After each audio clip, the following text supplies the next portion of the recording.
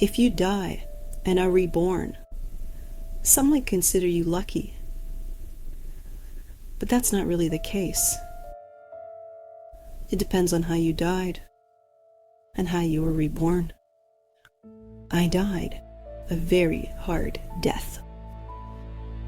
And what opened before me were two things: blackness, a void such that I never conceived possible. And the other thing was relief. The pain was suddenly gone. But then a hand reached out and plucked me back from the edge of that abyss and brought me back, but not as I was. Oh no. I was given power. And thus I began to learn the lessons of power. There is always someone more powerful, and someone above that more powerful. And there are always those less powerful. And if you let it, you can be consumed by a lust for power that knows no bottom. And it must be said, power unchecked is madness. Then what of all that is, you might ask yourself? What of the universe, the creator?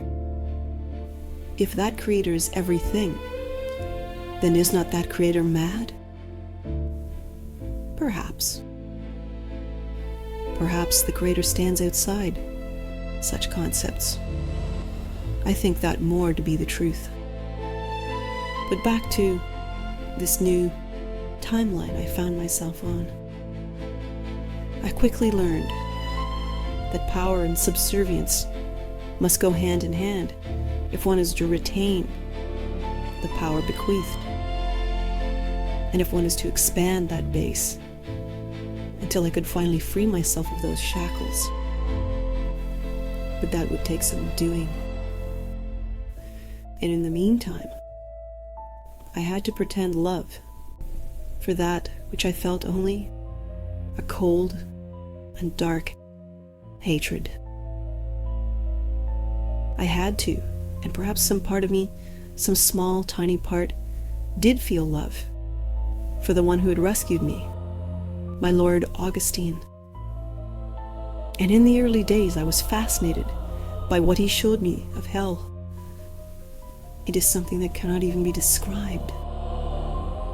It is vast, beyond all reckoning, with a beauty all its own, carved from pain and suffering. All of it deserved.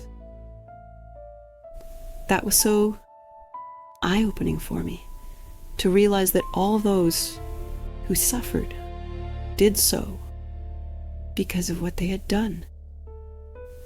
This led me to believe that there must in fact be reward as well as punishment, and that there must be a place of reward. Perhaps it was something to strive for, or perhaps I had fallen too far.